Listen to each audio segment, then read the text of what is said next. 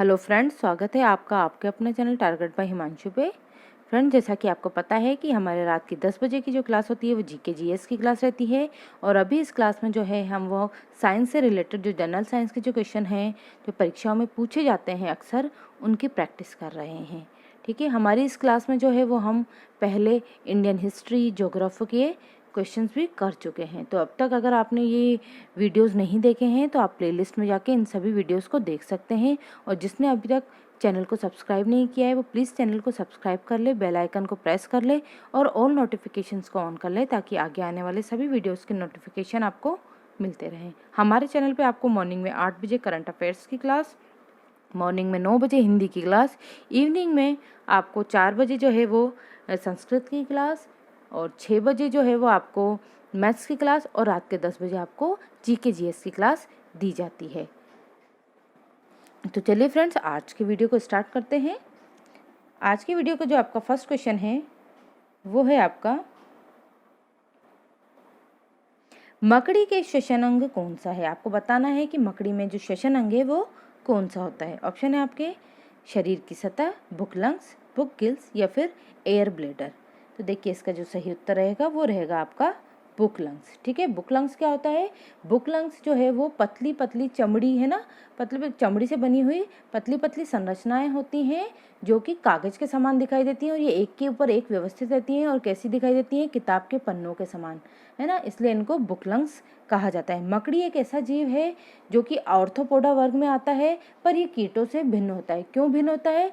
क्योंकि सभी कीट जो है वो कॉलोनी बनाकर रहते हैं, जैसे कि चींटी हुई, दीमक हुई, मधुमक्खियां हुई, पर जो मकड़ी है वो हमेशा अकेली रहती है, इसलिए ये कीटों से भिन्न होती है। आगे बढ़ते हैं नेक्स्ट क्वेश्चन पे। स्पंज गुहा किस जंतु संघ का विशिष्ट लक्षण है। आपके ऑप्शन है प्रोटोजोआ, पोरीफेरा, निडेरिया या फिर हेलमिंथीस। तो आपका उत्तर रहेगा पोरीफेरा। ठीक है ना, पोरीफेरा का मतलब क्या होता है? पोर मतलब होता है छिद्र। ऐसे जीव जिनके शरीर जो है वो छिद्रित होते हैं, मतलब जिनके शरीर पे छोटे छोटे छिद्र पाए जाते हैं, उन्हें पोरीफेरा वर्ग के अंतर्गत रखा जाता है। एक समुद्री जीव होता है जिसको कि हम स्पंज कहते हैं। इसकी संरचना जो है वो बिल्कुल हमारे नॉर्मली जो हम दैनिक जीवन में स्पंज देखते हैं उसके समान होती है। इसके शरीर पे बहुत सारे बारीक बारीक छिद्र पाए जाते हैं और बीच वाला जो इसका हिस्सा रहता है वो एकदम खोखला होता है, जिसको कि स्पंज गुहा कहा जाता है। तो जो स्पंज गुहा है वो पोरीफेरा वर्ग के जीवों का लक्षण है। बढ़ते हैं आगे। प्याज के छिलके उतारने पर आंसू आते हैं, क्यों आते हैं? किस कारण आते हैं? सल्फोनिक एसिड के कारण, सल्फेनिक एसिड के कारण, अमीनो अम्ल के कारण या फिर कार्बोलिक अम्ल के कारण। तो बताइए इसका सही उत्तर क्या रहेगा? इसका आपका सही उत्तर रहेगा सल्फेनिक अम्ल के कारण। जैसे ही सल्फेनिक अम्ल वायु के कांटेक्ट में आता है तो वो वाष्पित हो जाता है और यही वाष्प जो है वो हमारी आंखों तक पहुंचकर जलन उत्पन्न करती है, जिससे कि आंखों में आंसू आने लग जाते हैं। नेक्स्ट क्वेश्चन है आपका, सीटी स्कैन का उपयोग होता है। सीटी स्कैन में कौन सी किरणों का उपयोग होता है? ऑप्शन है आपके अल्ट्रासाउंड तरंगे, एक्सरे, गामा किरणें या इनमें से कोई नहीं। तो बताइए इसका सही उत्तर क्या रहेगा? इसका आपका सही उत्तर रहेगा वो होगा एक्सरे। ठीक है, सीटी स्कैन में जो होता है वो हमारे शरीर के विभिन्न भागों से, अलग अलग पक्षों से जो है वो एक्स किरणें हमारे शरीर से गुजारी जाती है, जिससे कि शरीर के प्रत्येक अंग में होने वाली जो भी कुछ खराबी है उसका हमें पता पड़ जाता है। ठीक है, सीटी स्कैन का जो फुल फॉर्म होता है वो होता है computed tomography. Computed tomography means CT scan. बढ़ते हैं आगे अगले प्रश्न पर। इंसुलिन एक प्रकार का है। आपको बताना है कि इंसुलिन क्या है। इंसुलिन जो है वो एक प्रकार का हार्मोन होता है जो कि अग्नाशय के द्वारा स्त्रावित किया जाता है। अग्नाशय मतलब जिसको कि हम पैनक्रियास कहते हैं। और इस हार्मोन की अगर मात्रा में कमी या बढ़ोतरी हो जाती है तो इससे हमें डायबिटीज़ यानी मधुमेह रोग हो जाता है। अगले प्रश्न पर बढ़ते हैं। निम्नलिखित में से कौन सा स्त्री हार्मोन से? आपको बताना है कि दिए गए हार्मोन्स में से कौन सा जो है वो स्त्री हार्मोन से। आपका ऑप्शन है एस्ट्रोजन, एंड्रोजन, ऑक्सीजन या फिर इंसुलिन। तो इसका सही उत्तर रहेगा आपका एस्ट्रोजन। एस्ट्रोजन जो है वो एक फीमेल हार्मोन है जो कि स्त्रियों में यानी बालिकाओं में द्वितीयक लैंगिक लक्षणों के विकास के लिए आवश्यक होता है। मतलब टीन एज में जाने के बाद लड़कियों में जो शारीरिक परिवर्तन आते हैं, स्तनों का आकार का बड़ा होना, है ना, और भी जो शारीरिक परिवर्तन है तो अंडाणुओं का निर्माण होना, ठीक है। तो ये सब क्या है, वो एस्ट्रोजन हार्मोन्स के कारण ही होता है। आगे बढ़ते हैं। एक ग्रंथि जिसमें अंतःस्रावी एवं बहिःस्रावी दोनों कार्य होते हैं। आपको बताना है कि हमारे शरीर में ऐसी कौन सी ग्रंथि है जो अंतःस्रावी और बहिःस्रावी दोनों होती है। ऑप्शन है आपके पीयूष ग्रंथि, थायराइड ग्रंथि, अग्नाशय या फिर अधिवृक्क। आपका सही आंसर रहेगा अग्नाशय यानी कि पैनक्रियाज। अब देखिए अंतःस्रावी और बहिःस्रावी क्या होता है। अंतःस्रावी मतलब ऐसी ग्रंथियां जो कि अपने अंदर बनने वाले हार्मोन्स को एक नलिका के माध्यम से रक्त तक पहुंचाते हैं। और जबकि बहिःस्रावी का मतलब क्या होता है, ऐसी ग्रंथियां जो अपने अंदर बनने वाले हार्मोन्स को डायरेक्ट ब्लड में सिक्रीट कर देती है, मतलब किसी नलिका के माध्यम से नहीं बल्कि डायरेक्ट डाल देती हैं, तो उन्हें बहिःस्रावी कहते हैं। तो अग्नाशय यानी जो पैनक्रियाज है वो एक ऐसी ग्रंथि है जो कि अंतःस्रावी और बहिःस्रावी दोनों प्रकार की होती है, क्योंकि इसमें दो प्रकार के हार्मोन्स इंसुलिन और ग्लूकेगॉन बनता है और ये दोनों प्रकार की ग्रंथियों के समान कार्य करती है। नेक्स्ट क्वेश्चन आता है आपका, कौन सा अंग वसा को तोड़कर कोलेस्ट्रॉल का निर्माण करता है। तो आपका बताना है कि ऐसा कौन सा अंग है जो कि वसा को तोड़कर ब्रेक डाउन करके कोलेस्ट्रॉल में कन्वर्ट करता है। ऑप्शन है आंत, यकृत, फेफड़ा या फिर वृक्क। तो आपका इसका सही उत्तर रहेगा यकृत। यकृत जो है वो उसमें वसा का डिपोजिशन होता है, एकत्रण होता है और यही समय आने पर वसा को छोटे कणों में तोड़कर जो है वो ऊर्जा प्रदान करता है और कोलेस्ट्रॉल का भी निर्माण करता है। आंत जो है वो हमारे शरीर में दो प्रकार की होती है, छोटी आंत और बड़ी आंत। छोटी आंत जो है वो पचित भोजन के अवशोषण का कार्य करती है और बड़ी आंत जो है वो अपचित भोजन को शरीर से मल के रूप में बाहर निकालने का काम करती है। फेफड़े जो है वो श्वसन अंग है ना। इसके अलावा वृक्क जो है वो उत्सर्जी अंग होता है। आगे बढ़ते हैं। निम्नलिखित में से कौन सा मेरुरज्जु का एक महत्वपूर्ण कार्य है। आपको बताना है कि मेरुरज्जु का एक महत्वपूर्ण कार्य क्या है ना। मेरुरज्जु क्या है, हमारे मेरुरज्जु जो होता है, हमारे जो मस्तिष्क होता है, मानव मस्तिष्क, उसके 3 भाग होते हैं, अग्र मस्तिष्क, मध्य मस्तिष्क और पश्चिम मस्तिष्क।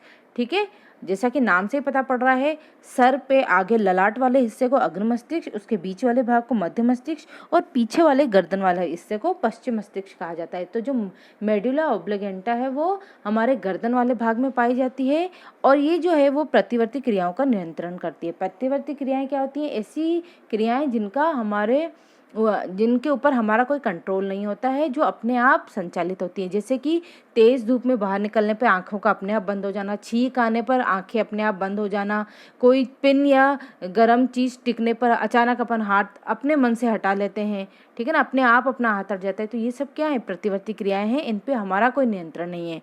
तो मेडुला ऑब्लिगेंटा जो है वो यानी मेरुरज्जु जो है वो प्रतिवर्ती क्रियाओं को नियंत्रित करता है।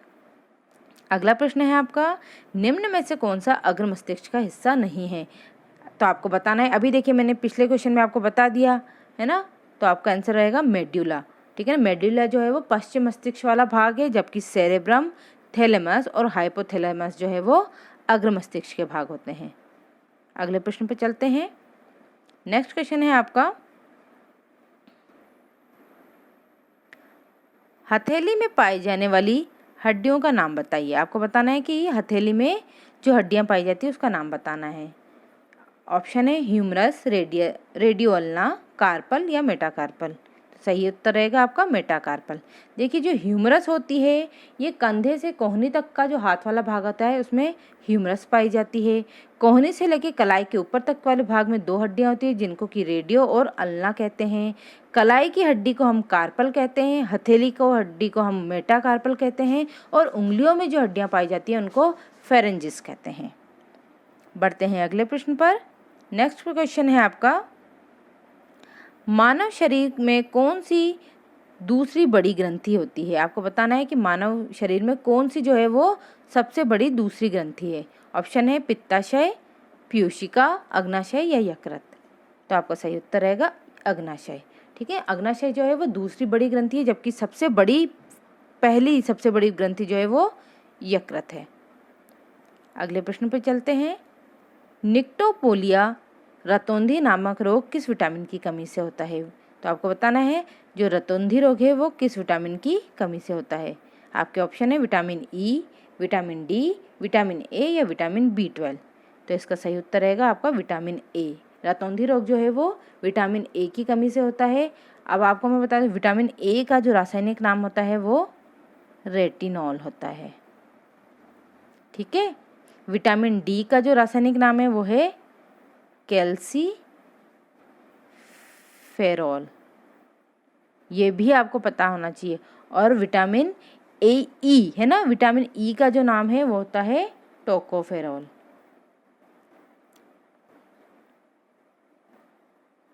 और विटामिन B12 जो है उसको कहते हैं साइनोकोल्बामिन। ठीक है ना, इसे साइनोकोल्बामिन कहा जाता है। विटामिन शब्द जो है वो फंक ने दिया था, विटामिन शब्द जो है वो फंक ने दिया था। और विटामिन की जो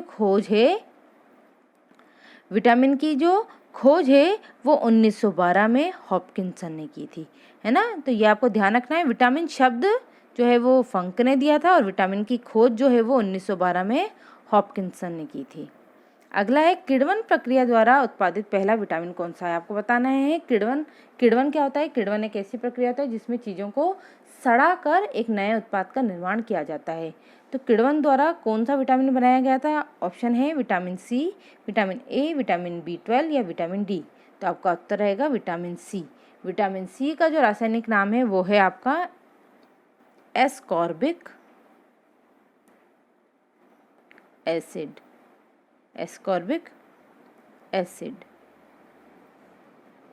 बढ़ते हैं आगे। नेक्स्ट क्वेश्चन है आपका विटामिन ई से संबंधित कौन सा रासायनिक पदार्थ है ना। आपको अभी मैंने बताया था आपको विटामिन ई का रासायनिक नाम टोकोफेरॉल, है ना। आगे बढ़ते हैं। नेक्स्ट क्वेश्चन है आपका मानव शरीर में रक्त समूह में सर्वजनदाती किसे कहा जाता है? ऐसा कौन सा ब्लड ग्रुप है जो हर किसी को अपना ब्लड दे सकता है?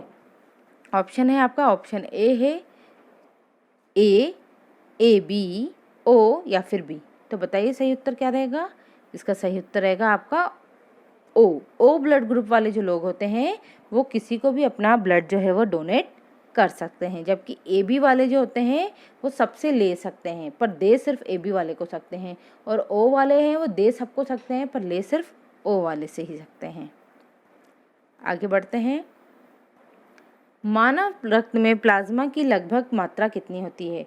देखिए, मानव जो रक्त होता है वो दो प्रकार की संरचनाओं से मिलकर बना होता है। एक तो रक्त कणिकाएं और दूसरा होता है प्लाज्मा। ठीक है, प्लाज्मा जो है वो तरल पदार्थ होता है, रक्त कणिकाएं जो होती है वो कोशिकाएं होती हैं। रक्त कणिकाएं 3 प्रकार की होती हैं, RBCs, WBCs और ब्लड प्लेटलेट्स। ठीक है, और जो तरल भाग होता है उसको प्लाज्मा कहा जाता है। प्लाज्मा में 90% जो है वो पानी होता है, जबकि बाकी का 10% जो है वो अन्य कार्बनिक और अकार्बनिक पदार्थ होते हैं। तो ब्लड में जो है वो प्लाज्मा की मात्रा होती है 55 से 60%, बाकी का जो 35 से 40% है वो ब्लड सेल्स होती हैं। बढ़ते हैं आगे अपने नेक्स्ट प्रश्न पे। रक्त लाल क्यों दिखाई देता है? आपको बताना है रक्त का रंग जो है वो लाल क्यों दिखाई देता है। हीमोग्लोबिन के कारण, प्लाज्मा के कारण, कतिपय स्रावों का होना या फिर लोहिताणु के कारण। तो इसका सही उत्तर रहेगा हीमोग्लोबिन के कारण। हीमोग्लोबिन एक प्रकार का प्रोटीन होता है जो कि लाल रक्त कणिका यानी RBCs में पाया जाता है। इसका जो हीमोग्लोबिन होता है इसमें 2 भाग होते हैं, एक तो हीम भाग और दूसरा ग्लोबिन भाग। ग्लोबिन भाग जो है वो प्रोटीन का बना होता है और हीम भाग जो है वो आयरन यानी Fe का बना होता है। इसी कारण इसका रंग लाल होता है और हमारे ब्लड का रंग भी लाल इसी के कारण होता है। आगे बढ़ते हैं। मानव शरीर में रक्त का आयतन शरीर के भार का लगभग कितने प्रतिशत होता है? 70%, 21%, 14% या 7%। तो आपको बताना है कि हमारे भार का कितना प्रतिशत भाग जो है वो हमारा ब्लड होता है। उत्तर रहेगा इसका 7 से 8% होता है वैसे, तो यहाँ पे 7% दिया है इसलिए हम 7 को टिक करेंगे। अगले प्रश्न पे बढ़ते हैं। औसतन एक मानव शरीर में रक्त का भार उसके शरीर के भार की तुलना में कितना होता है? तो अभी हम पढ़ के आए थे कि 7 से 8% होता है। अगला प्रश्न है आपका रक्त है देखिए आपको बताना है कि रक्त की प्रकृति कैसी होती है। भाई रक्त अम्लीय होता है, क्षारीय होता है, परिवर्तनीय होता है या फिर उदासीन होता है। तो हमारा जो रक्त होता है उसकी प्रकृति जो होती है वो क्षारीय होती है। रक्त का पीएच मान होता है 7.4। बहुत ज़्यादा इंपॉर्टेंट बात है ये आपको याद रखना है कि रक्त का जो पीएच मान होता है वो कितना होता है 7.4। 7 जिसका होता है वो उदासीन होते हैं और जिनका 7 से लेस देन 7 होता है वो कितने होते हैं, वो कैसे होते हैं, अम्लीय होते हैं। तो 7.4 है तो यानी जो हमारा रक्त है वो क्षारीय होता है। बढ़ते हैं अगले प्रश्न पे। रक्त का पीएच मान क्या है, अभी बताया मैंने आपको 7.4 होता है। आगे बढ़ते हैं। रक्तचाप किस पर निर्भर करता है। अब देखिए आपको बताना है कि जो ब्लड प्रेशर है वो किस किन बातों पर निर्भर करता है। एक तो सिस्टोलिक बल पर, हृदय निर्गम पर, परिधीय प्रतिरोध पर, या इनमें से किसी में नहीं। देखिए सिस्टोलिक क्या होता है कि हमारा हृदय दो प्रकार से गति करता है, एक तो सिकुड़ता है और दूसरा फैलता है। तो हृदय के सिकुड़ने को सिस्टोल कहा जाता है और जबकि उसके फैलने को डायस्टोल कहा जाता है। तो हमारा रक्तचाप जो है वो इन दोनों गतियों पर भी निर्भर करता है। इसके साथ साथ हृदय निर्गम पर, मतलब हमारे शरीर से गुजरने वाले रक्त के मात्रा पर भी निर्भर करता है, और परिधीय प्रतिरोध पर भी। परिधीय प्रतिरोध मतलब हमारा जो रक्त जो हमारी रक्त वाहिनियों में बहता है तो वो क्या करता है, रक्त वाहिनियों की दीवार पर भी दबाव डालता है। इसे क्या कहते हैं, परिधीय प्रतिरोध कहते हैं। तो इसका उत्तर हो जाएगा इन सभी पर डिपेंड करता है। नेक्स्ट क्वेश्चन है आपका, मानव शरीर का रक्त बैंक किसे कहा जाता है। आपको बताना है मानव शरीर का रक्त बैंक किसे कहा जाता है, प्लीहा को, यकृत को, हृदय को या फिर किडनी को। तो आपका सही उत्तर रहेगा प्लीहा को। ठीक है, प्लीहा क्या है, हमारे शरीर का एक ऐसा अंग है जिसमें भ्रूणीय अवस्था में जो है वो क्या, लाल रक्त कणिकाओं का निर्माण होता है। और जो लाल रक्त कणिकाओं का जो इनका जो जीवन काल होता है लाल रक्त कणिकाओं का, वो होता है 120 दिन, है ना। 120 दिन जो है इनका जीवन काल होता है। उसके बाद जो है ये मर जाती हैं और इनका जो मतलब निपटारा होता है, मतलब जो मरी हुई लाल रक्त कणिकाएं होती है उनको जो तोड़ा जाता है और उनका जो अपघटन किया जाता है वो भी प्लीहा में ही किया जाता है। इसलिए प्लीहा को मानव शरीर का ब्लड बैंक और लाल रक्त कणिकाओं का कब्रिस्तान दोनों कहा जाता है। बढ़ते हैं अगले प्रश्न पर। नेक्स्ट क्वेश्चन है आपका, रक्त समूह ओ कहलाता है। अभी अपन ऊपर पढ़ के आए हैं कि जो ओ ब्लड ग्रुप वाले होते हैं वो क्या होते हैं, वो होते हैं सर्वदाता, जबकि ए बी वाले होते हैं सर्वग्राही। चलिए बढ़ते हैं आगे। नेक्स्ट क्वेश्चन है आपका, टाइलिन एंजाइम का संबंध है। आपको बताना है कि जो टाइलिन एंजाइम है वो किससे संबंधित होता है। ऑप्शन है आपका अंत्रीय रस से, जठर रस से, लार से, या उपयुक्त में से सभी से। तो बताइए इसका सही उत्तर क्या रहेगा। तो इसका सही उत्तर रहेगा आपका लार। टाइलिन एंजाइम जो है वो लार में पाया जाता है। आपने अक्सर देखा होगा कि जब हम रोटी खाते हैं तो जैसे हम रोटी को चबाते जाते हैं तो वो हमको धीरे धीरे मीठी महसूस होती है। ऐसा क्यों होता है, क्योंकि हमारी लार में टाइलिन एंजाइम उपस्थित होता है और ये टाइलिन एंजाइम रोटी में उपस्थित कार्बोहाइड्रेट को ग्लूकोज में कन्वर्ट कर देता है और ग्लूकोज जो है वो स्वाद में मीठा होता है, इसलिए हमको रोटी जो है वो मीठी प्रतीत होती है। आगे बढ़ते हैं। मनुष्यों में यूरिया किस में बनता है। आपको बताना है हमारे शरीर में यूरिया का निर्माण कहाँ होता है, यकृत में, प्लीहा में, वृक्क में, या मूत्रवाहिनी में। आपका उत्तर रहेगा यकृत में। यकृत जो है उसमें क्या होता है कि यकृत क्या कार्य करता है, हमारे शरीर में विभिन्न अपघटनीय अभिक्रियाओं के द्वारा जो अमोनिया का निर्माण होता है उसको यूरिया में बदलता है। अमोनिया हमारे शरीर के लिए बहुत ज़्यादा हानिकारक होती है, इसलिए यकृत जो है वो अमोनिया को यूरिया में परिवर्तित कर देता है। इसलिए यकृत को जो है वो मानव शरीर की जैव प्रयोगशाला भी कहा जाता है। आगे चलते हैं। प्रकाश संश्लेषण की क्रिया में ऊर्जा बदलती है। आपको बताना है प्रकाश संश्लेषण की क्रिया में ऊर्जा का परिवर्तन किस प्रकार से होता है। आपके ऑप्शन है ऊष्मीय ऊर्जा में, रासायनिक ऊर्जा में, विद्युत ऊर्जा में, या फिर ध्वनि ऊर्जा में। तो आपका इसका सही उत्तर रहेगा वो होगा आपका रासायनिक ऊर्जा में। प्रकाश ऊर्जा किसमें परिवर्तित होती है, रासायनिक ऊर्जा में, प्रकाश संश्लेषण की क्रिया के दौरान। आगे बढ़ते हैं। नेक्स्ट क्वेश्चन है आपका,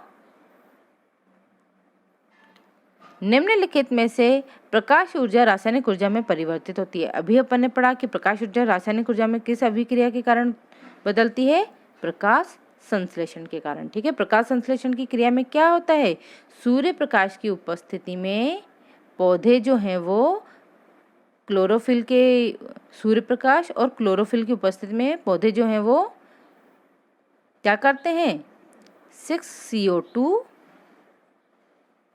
एक minute 6CO2 plus 6H2O equals to क्या बना देते हैं, C6H12O6 प्लस H2O। ठीक है ना, तो ये क्या बन जाता है, सूर्य प्रकाश की उपस्थिति में यहाँ पे आ जाएगा सनलाइट और यहाँ क्लोरोफिल, तो कार्बन डाइऑक्साइड और जल के कारण क्या बनाते हैं, ग्लूकोज का निर्माण करते हैं। और सॉरी, यहाँ पर आपका H2O नहीं आएगा, यहाँ आएगा 6O2, और क्या करेंगे, ग्लूकोज का निर्माण करके O2 को यानी ऑक्सीजन को रिलीज कर देंगे। चलिए बढ़ते हैं आगे अगले प्रश्न पर। नेक्स्ट क्वेश्चन है आपका,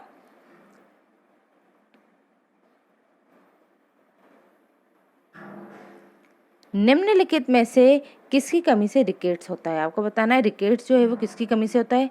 ऊपर अभी अपन क्वेश्चन में पढ़ के आए हैं कि विटामिन डी की कमी के कारण रिकेट्स यानी सूखा रोग बच्चों में हो जाता है। विटामिन डी का जो रासायनिक नाम है वो क्या है, कैल्सीफेरॉल। विटामिन सी का जो है वो एस्कॉर्बिक एसिड, विटामिन ए का जो है वो रेटिनॉल, और विटामिन के का जो है वो बताइए, ऑप्शन आप कमेंट करके बताइए कि विटामिन के का रासायनिक नाम क्या है। अगला प्रश्न है आपका, कौन सा भोजन तुरंत शक्ति प्रदान करता है। आपको बताना है कि कौन सा भोजन जो है वो मानव को तुरंत शक्ति प्रदान करता है। ऑप्शन है आपके प्रोटीन, मक्खन, विटामिन या फिर ग्लूकोज। तो उत्तर रहेगा आपका ग्लूकोज। आपने देखा होगा हम ग्लूकोज को हाथों हाथ पानी में जब घोलते हैं और पीते हैं तो हमको एनर्जी गेन करते हैं।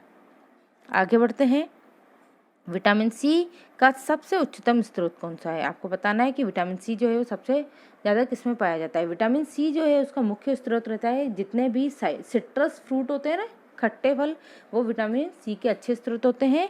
तो इसका उत्तर रहेगा आपका आंवला। आंवला में जो है वो सबसे ज़्यादा विटामिन सी पाया जाता है और ये आयरन का भी बहुत अच्छा सोर्स होता है। अगले प्रश्न पे बढ़ते हैं, विटामिन शब्द का जनक कौन है। अभी देखिए मैं ऊपर आपको बता के आई थी कि विटामिन शब्द जो है वो कासिमिर फंक ने दिया था। आगे बढ़ते हैं, स्कर्वी रोग किस विटामिन की कमी से होता है। स्कर्वी रोग जो है वो विटामिन सी की कमी से यानी एस्कॉर्बिक एसिड की कमी से होता है, जिसमें क्या होता है, हमारे मसूड़ों में सूजन आ जाती है और इनसे खून आने लग जाता है। आगे बढ़ते हैं, घाव का अध्ययन कहलाता है ना, हमारे शरीर में घाव हो जाते हैं तो इसके अध्ययन को क्या कहते हैं। देखिए शरीर में अलग अलग प्रकार की जो अपन स्टडीज़ करते हैं अलग अलग अंगों की, है ना, जैसे त्वचा की जो स्टडी करते हैं उसको डर्मेटोलॉजी कहा जाता है। शरीर में अगर कैंसरस कोशिकाओं की हम अध्ययन करते हैं तो उसको ऑन्कोलॉजी कहा जाता है। शरीर की आंतरिक संरचना की अगर हम, है ना, कहते हैं आंतरिक संरचना मतलब कि किस प्रकार से बना हुआ है, उसकी जो अध्ययन करते हैं उसको क्या कहते हैं, हम एनाटॉमी कहते हैं। अगर ऊतकों का अध्ययन करते हैं तो उसको हिस्टोलॉजी या फिर औतकी कहा जाता है। इसी प्रकार से जब घावों का अध्ययन किया जाता है तो उसको क्या कहा जाता है, ट्रोमेटोलॉजी कहते हैं। ठीक है, आगे बढ़ते हैं, पीडियाट्रिक शब्द संबंधित है। आपको बताना है पीडियाट्रिक शब्द जो है वो किससे संबंधित है। आपके ऑप्शंस हैं अस्थि रोग से, हृदय रोग से, शिशु रोग से या नेत्र रोग से। तो बताइए इसका सही उत्तर क्या रहेगा। तो इस क्वेश्चन का आपका सही उत्तर रहेगा वो रहेगा शिशु रोग से। आपने देखा है ना, शिशु रोग विशेषज्ञ को क्या बोलते हैं, पीडियाट्रिशियन कहते हैं, है ना। उसी प्रकार से अगर कोई हृदय रोग का जो डॉक्टर होता है उसको क्या बोल देते हैं अपन, कार्डियोलॉजिस्ट कहा जाता है ना। आँखों का अगर कोई डॉक्टर होता है तो उसको ऑप्थेल्मिक कहते हैं, ऑप्थेल्मोलॉजी कहते हैं। तो इस प्रकार से जो है वो शिशु रोग विशेषज्ञों को क्या कहा जाता है, पीडियाट्रिशियन कहा जाता है, और शिशु रोग के अध्ययन को क्या कहते हैं, पीडियाट्रिक्स कहा जाता है। चलिए बढ़ते हैं अगले प्रश्न पर। जीव की आंतरिक संरचना का अध्ययन करने वाला शास्त्र कहलाता है। आपको बताना है कि जीव की आंतरिक संरचना का अध्ययन को क्या कहते हैं। आपके आंसर ऑप्शंस हैं आपके शारीरिक रचना विज्ञान, कृषि विज्ञान, एग्रोलॉजी या फिर मानव विज्ञान। तो बताइए इसका सही उत्तर क्या रहेगा। तो इस क्वेश्चन का आपका जो सही उत्तर रहेगा वो रहेगा, अभी मैंने आपको ऊपर बताया था, शारीरिक संरचना विज्ञान, ठीक है, जिसको कि एनाटॉमी भी कहा जाता है। आगे बढ़ते हैं हम। नेक्स्ट क्वेश्चन है आपका, चींटियों के अध्ययन को क्या कहा जाता है। आपको बताना है चींटियों के अध्ययन को क्या कहा जाता है। आपके ऑप्शंस हैं मिर्मिकोलॉजी, हर्पेटोलॉजी, निर्मेटोलॉजी या फिर नीडोलॉजी। तो उत्तर होगा आपका मिर्मिकोलॉजी। बढ़ते हैं आगे। बीसीजी का वैक्सीन किस रोग में प्रयुक्त होता है। ऑप्शन है आपके डिप्थीरिया, क्षय रोग, टिटनस या फिर खसरा। तो इसका उत्तर रहेगा आपका क्षय रोग, यानी कि टीबी के इलाज के लिए बीसीजी का टीका बच्चों को लगाया जाता है। बीसीजी का मतलब होता है बैसिलस क्लेमेट ग्वेरिन, है ना, बैसिलस क्लेमेट ग्वेरिन टीका, ठीक है, ये टीबी की रोकथाम के लिए लगाया जाता है। अगले प्रश्न को देखते हैं। बीसीजी का टीका किसके विरुद्ध रोग प्रतिरोधक शक्ति प्रदान करता है। ऑप्शन से आपके पोलियोमाइलिटिस, ट्यूबरक्लोसिस, टिटनस या फिर कुकुर खांसी। तो बताइए इसका उत्तर क्या रहेगा। अभी अपन ने पढ़ा बीसीजी का टीका जो है वो टीबी के इलाज के लिए लगाया जाता है, और ये टीबी को हम ट्यूबरक्लोसिस भी कहते हैं। तो फ्रेंड्स,